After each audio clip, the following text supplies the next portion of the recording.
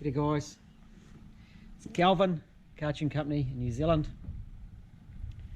Whilst I'm a bit of an unlikely link dealer, that is the view from my farm today, from the workshop. I live and work from the family farm, doing Lexus conversions, and I wire quite a few link ECUs as a result.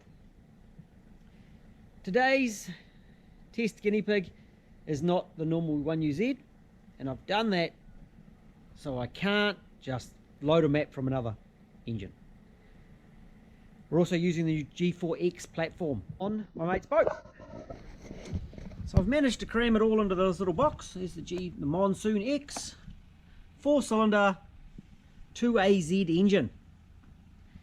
And the result of this whole process is I'm going to go jet boating. Before we do that, we have to set this link up. I've set up the analog inputs, done.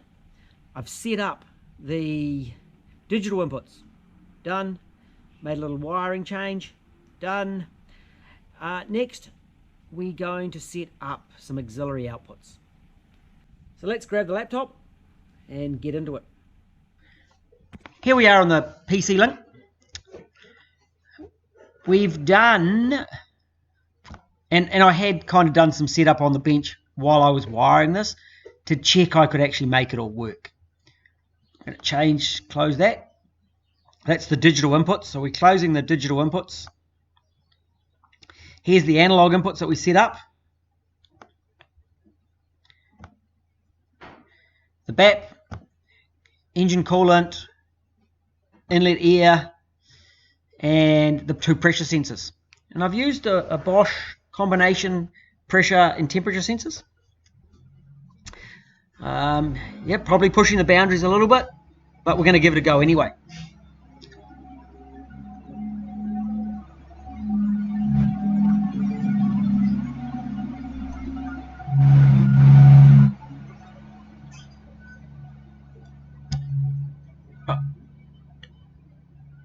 I am on a farm, and that was a tractor going past.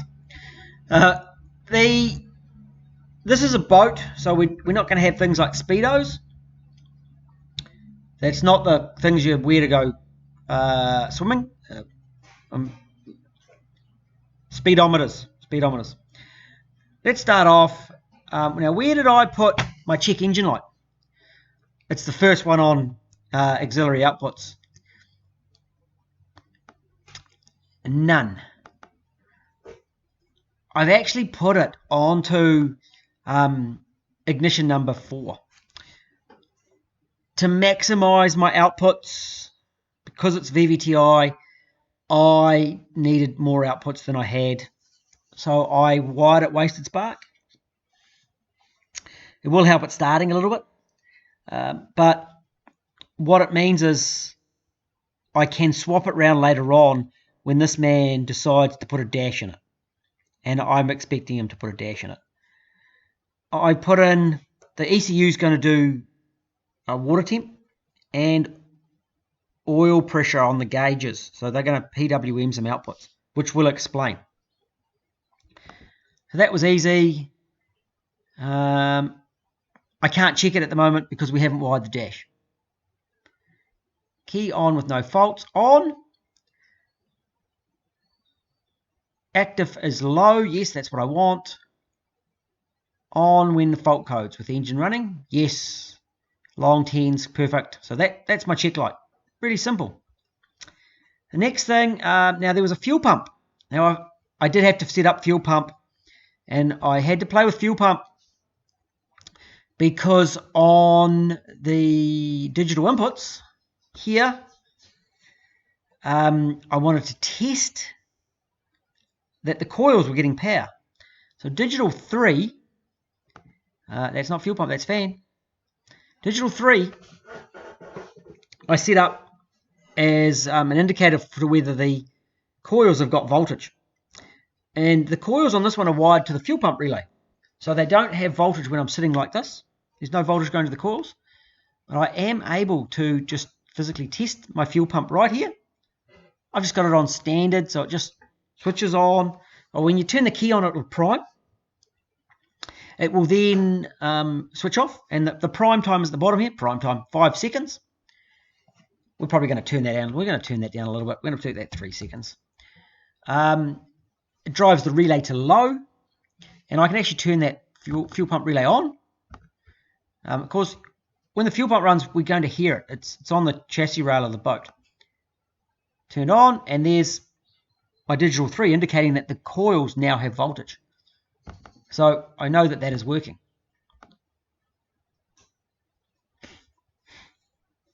Okay, we're not doing an ECU hold power or chassis power, relay, none of that stuff. Normally we would do a fan. I'm not doing a fan because it's a jet boat. We don't have cooling fans in jet boats most of the time. I have had some behind the seats before. So if we were doing fans, we'd pop into the spot here, output here, and we can just select where that fan is turned on. Down here. No, I don't want it. That's not the output I want. Fan 2 output. There we go. Just left click it, and we can choose where to put our fan. And then you can set it up to turn on and off at different times, and so that's where you do your fans. For this one,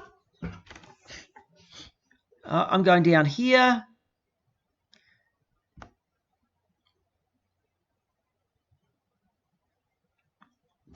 Output pins. ISC open. This has got an idle speed control solenoid and slave. So auxiliary 1 and 2 become my idle speeds. Auxiliary 3, VVT-i.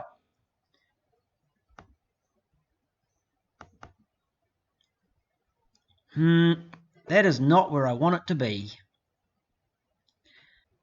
For the VVT-i solenoid, I don't want it to be on a GP. It's a PWM. So I'm just going to delete the label. I've turned the output to none.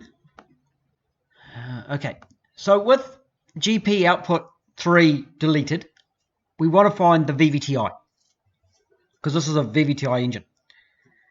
We're going to just scroll all the way down the bottom here, and there's VVT-i control. VVT-i control. VVT-i setup. Cam control mode.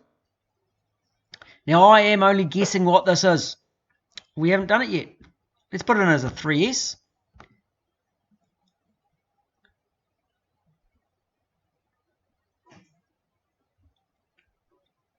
Yep. 3S has got an inlet and an exhaust. This has only got an inlet.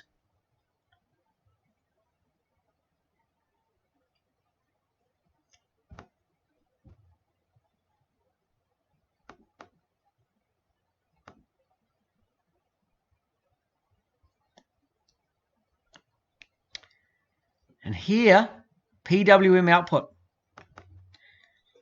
We can pop it onto auxiliary 3. And that's a bit different to the older ones. You choose auxiliary 3 and put your VVT-i solenoid on. Cam sensor input is going to be trig 2 because we've only got trig 2. Off, low, 300 Hertz. It's not a 4-tooth count. It is a 3-tooth count. I'm just going to see if there's another one that might give me a closer input. 1ZZ or 2NZ are my other choices.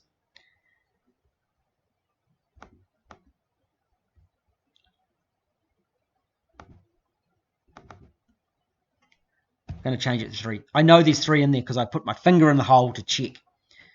This isn't really about setting up VVT-i. It's about setting up the auxiliary output. And this is going to catch a few people. It's caught me a few times. Just remembering that's where you go down to, because the software is different.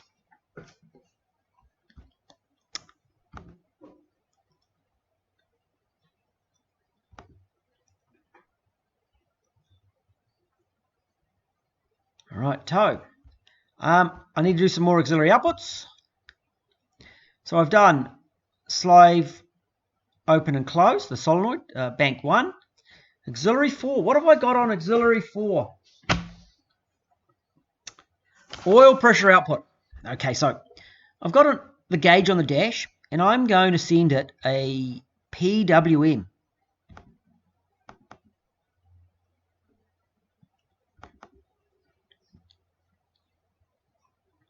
Oh. So I'm going to call this one oil pressure. And I'm going to call it an output. Comes from working on Motex a little bit. And output here, it's going to be an aux 4.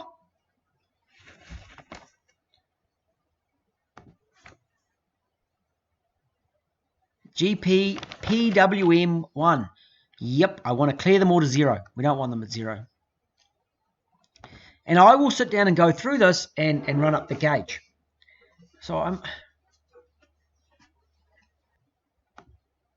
switch logic, only one. Basically, when it's running, I want it to run.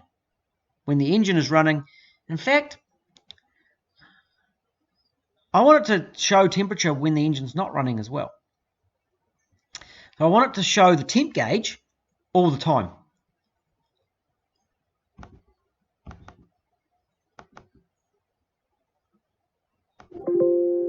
And there we go. And we're just going to have, I've got a digital input. So when the ignition is on, I want it to output a PWM.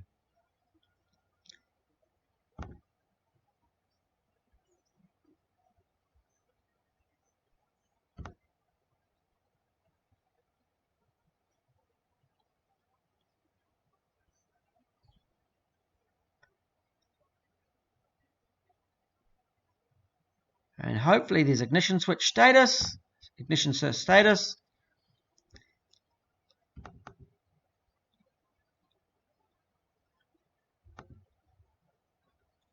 Equals, is it on? Equals active. So when the ignition switch is active, they will output a PWM. And now there will be a PWM table there with frequency and a duty cycle. So it allows me, if I want to change it, both frequency and in the duty cycle, I can do so. I'm going to do another one of those for the water temperature gauge.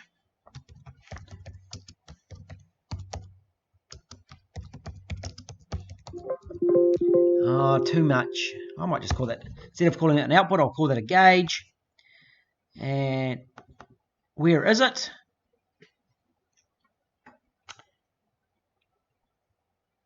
Four, 5. It is on 5, which is where the warning system is at the moment. I'm going to have to change that.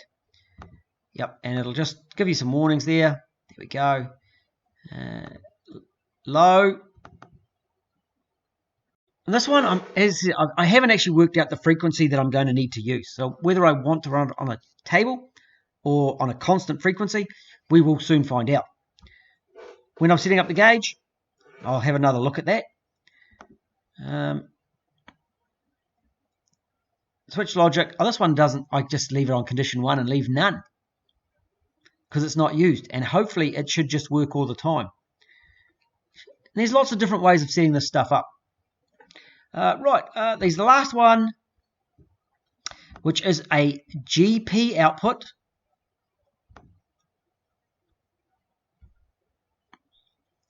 GP output for warning system. I could probably move that to number 1, but we've only got one auxiliary left. So it gives us lots of places we can put different outputs, and you can allocate. Excuse me. And you can allocate them to different places. Put it on number 6. How many have I got here? I want more than 3 parameters for my warning.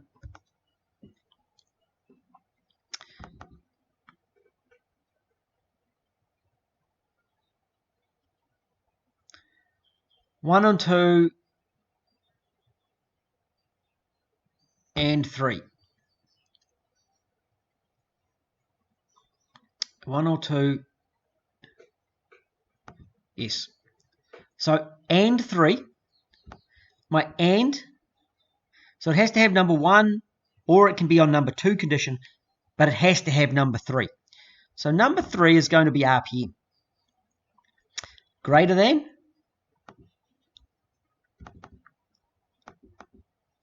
again, we're a little bit slow on this. My brain's working faster than this.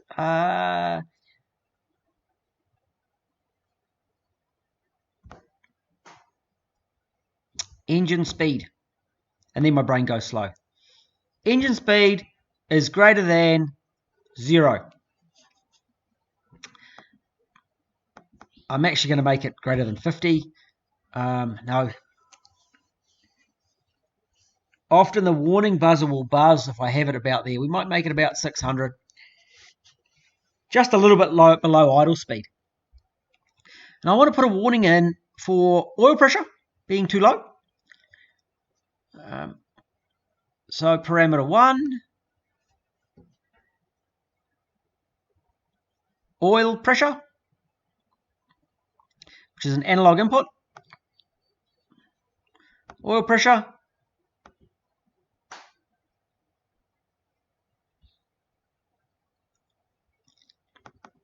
Less than.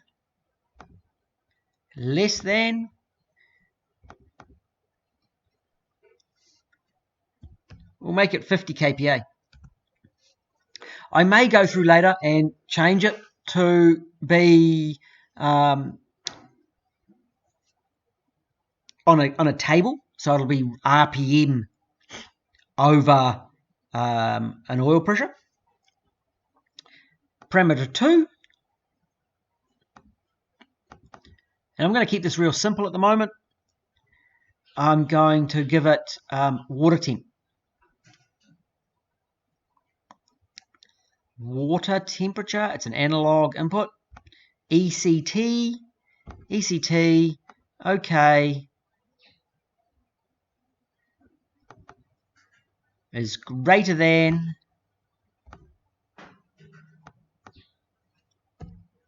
104. And that will make a buzzer go off if either of those conditions happen. And the engine has to be running.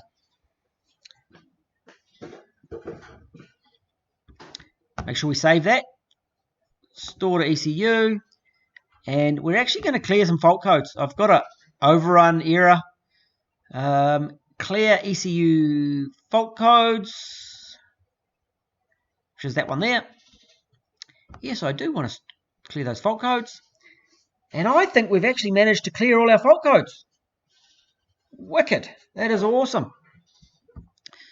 Store that to that ECU just in case, and we'll do a save. Save.